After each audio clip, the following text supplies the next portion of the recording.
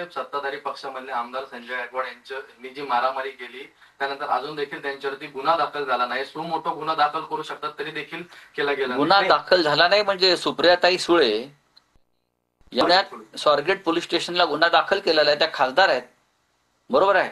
प्रत्यक्ष चित्र दिसलेल्या मारहाणीचं तुम्ही अनेकांवर विरोधी पक्षाच्या लोकांवरती गुन्हेगारांवरती सुमोठो गुन्हे दाखल यापूर्वी केलेले आहेत ना. हा पब्लिक क्राईम म्हणून तुम्ही त्याच्याकडे पाहता. तुम्ही आता जो जनसुरक्षा कायदा आणलेला आहे तो कशासाठी आणलेला आहात? अर्बन नक्षलवाद जो आहे, अर्बन नक्षलवाद, त्याला आळा घालण्यासाठी वगैरे तुम्ही शब्द वापरले. मला असं वाटतं ज्या प्रकारचा हल्ला कर्मचाऱ्यांवर झाला, कारण काही असतील, आणि ज्याने हल्ला केला तुम्ही त्याची चौकशी करा आणि त्याच कायद्याखाली गुन्हा दाखल करा. तो अर्बन नक्षलवादी आहे का की ज्याने सार्वजनिक ठिकाणी शासकीय कामाच्या ठिकाणी अशा प्रकारे हल्ला केला?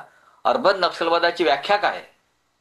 शासकीय कामात अडथळे आणणं, शासकीय ठिकाणी अशा प्रकारे दंगली घडवणं, अस्थिरता निर्माण करणं.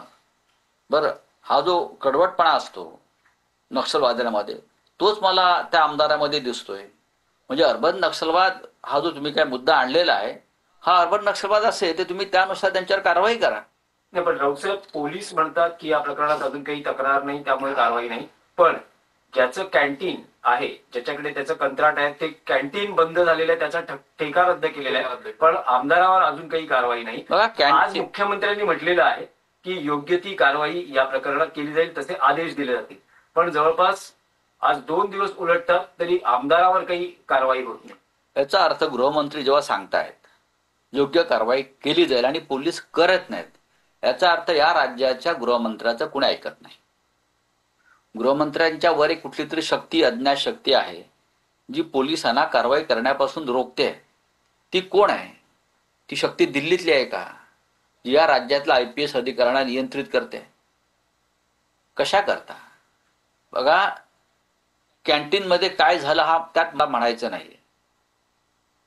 कॅन्टीन अनेक महिने त्याच्यामध्ये लोक खातायत, बसतायत, त्याच्यात अनेक आमदार सुद्धा तिथे जेवतात, मंत्री जेवतात, अधिकारी जेवतात, ही मी माहिती घेतली. कोणी त्याच्या संदर्भात तक्रार केली असेल नसेल हा पुढला प्रश्न.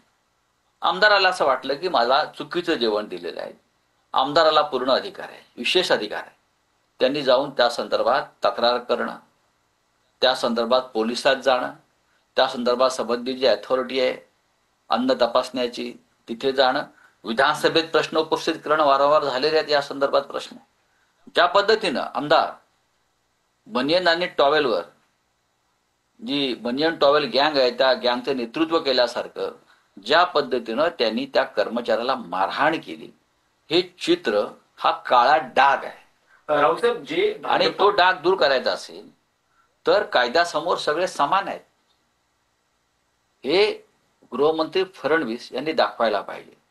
या राज्यामध्ये एका बाजूला परमवीर सिंग निर्दोष सुटतात आणि दुसऱ्या बाजूला आमदार मारहाण करणारे समोर दिसतात, त्यांच्यावर कारवाई होत नाही. लोकांनी या महाराष्ट्रातल्या कायदा सुव्यवस्थेवरती कसा विश्वास ठेवायचा?